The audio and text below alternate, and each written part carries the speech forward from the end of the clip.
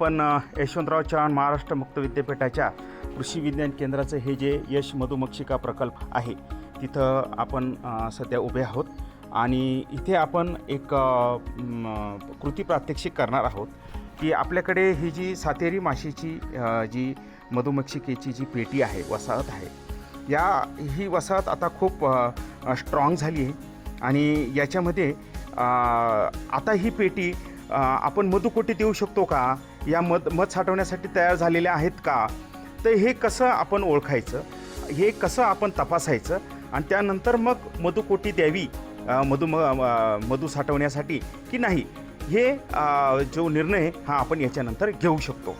तर आपण बघू शकता की ही मधुमक्षिकेची पिलावळ कोटी आहे इथे आणि हे वरचं झाकण आहे. तर आपण सुरुवातीला या वसाहतीचं निरीक्षण करून घेऊया आणि आपल्याला जर वाटलं की ही मधुमक्षिका खूप स्ट्रॉंग आहे त्यावेळेस आपण हिला मधुकोटी देऊयात. तर सुरुवातीला आपण याचं परीक्षण करूयात. आपल्या केंद्राचे ऋषिकेश पवार आणि जयंत भोये हे मधुमक्षिकेचे हे जे युनिट आहे हे सर्व बघतात आणि याची काळजी घेतात. तर मी दोघांना विनंती करतो की आता ह्या मधुमक्षिकेची पेटी कशी तपासावी याचं प्रात्यक्षिक सुरू करावं. आता सरांनी सांगितल्याप्रमाणे आता आपण सावकाशपणे जो पेटीचा टॉप आहे तर ते आपण टॉप काढणार आहोत. त्यानंतर जयंता त्याच्यावर रुमाल टाकणार आहे जेणेकरून मधमाशांना बाहेर वातावरणाचा जास्त त्रास होणार नाही आणि अंधार पण राहील. तुम्ही बघितलंय जयंताने आता रुमाल टाकलेला आहे आणि आपल्याला जेवढ्या भागामध्ये वसाहतीची तपासणी करायची आहे सुरुवातीला त्या भागातलंच आपण थोडंसं रुमाल इकडे सरकून घेणार आहोत आणि एक फ्रेम आपण तपासणार आहोत. त्याआधी आपण बघू शकता की जवळून आपण हे बघा, या ज्या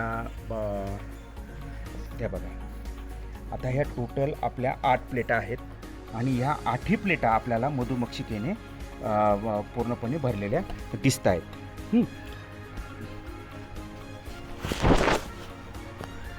या टोटल या पेटीमध्ये बघा, तुम्ही बघू शकता ह्या 8 प्लेट्स आपल्या आहेत आणि या 8ही ज्या प्लेट्स आहेत या 8ही प्लेट्समध्ये मोठ्या प्रमाणावर आपल्याला ही सातेरी मधमाशी काम करताना दिसते.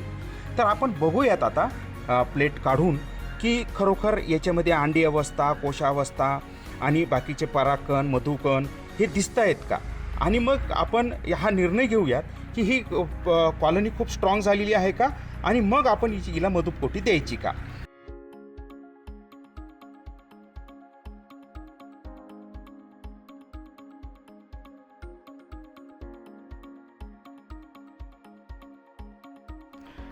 सावकाशपणे ही प्लेट काढायची जेणेकरून कुठलाही जर्क, धक्का असा जोरात बसणार नाही, कारण जर्क बसला की मधुमक्षिका बऱ्याच वेळेस आक्रमक होतात.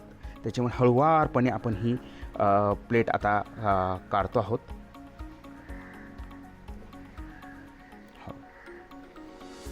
बघू शकता तुम्ही हे सगळं. ही जर तुम्ही बघितलं तर याच्यामध्ये मोठ्या प्रमाणावर आपल्याला ह्या माश्या दिसत आहेत. सगळ्यात महत्त्वाचं तुम्ही एक बघा, इथे पूर्ण मोठ्या प्रमाणावर त्यांनी मध साठवायला सुरुवात केलेली आहे आणि हे मध नुसतं साठवलेलं नाही, हे सील पण केलेलं आहे. याचा अर्थ हे परिपक्व मध यांनी तयार केलेलं आहे.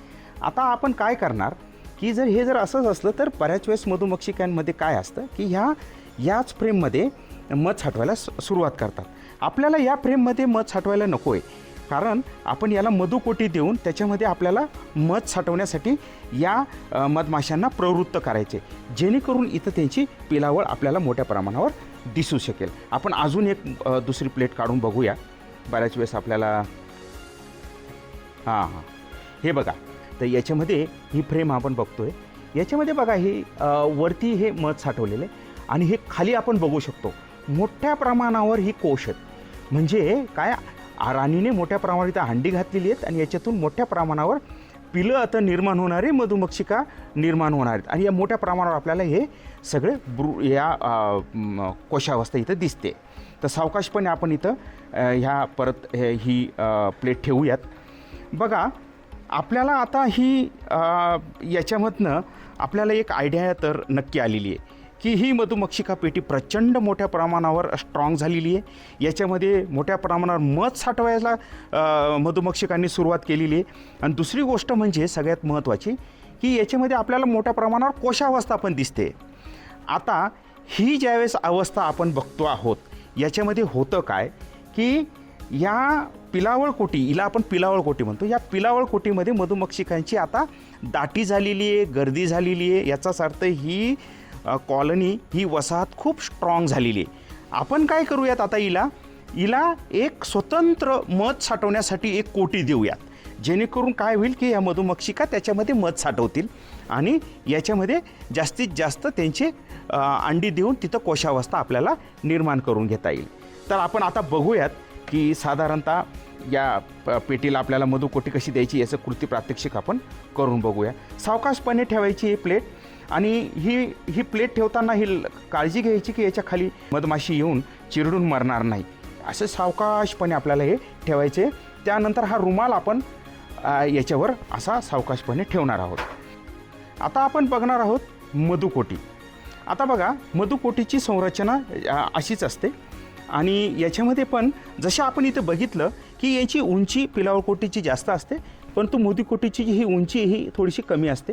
आणि याच्यामध्ये आपल्याला या 8 प्लेटा याच्यामध्ये पण असतात. आम्ही काय केलं, याच्यामध्येच एक छोटंसं पोळं याच्यामध्ये दिलेलं आहे, जेणेकरून मधुमक्षिकाला आपण तयार करतो की तुम्ही वरती जा आणि त्यामध्ये मध साठवायला याच्यामध्ये सुरुवात करा. अशा पद्धतीने आपण आता ही मधुकोटी या पिलावळ कोटीवर ही ठेवलेली आहे. आणि या पिलावळ कोटी ठेवल्यानंतर आपण आता हे झाकण याच्यावर ठेवणार आहोत सावकाशपणे. अशा पद्धतीने आपण हे झाकण ठेवणार आहोत. आणि हे झाकण ठेवल्यानंतर आता होईल काय की या पिलावळ कोटीमध्ये ज्या मधमाशा आहेत, या मधमाशा वर येतील, या मधुकोटीमध्ये स्वतंत्ररित्या पोळं बांधतील आणि त्याच्यामध्ये मध साठवायला सुरुवात करतील. तर अशा प्रकारे आपल्याला या मधुमक्षिकेमध्ये मधुपेटी देण्याची ही क्रिया करावी.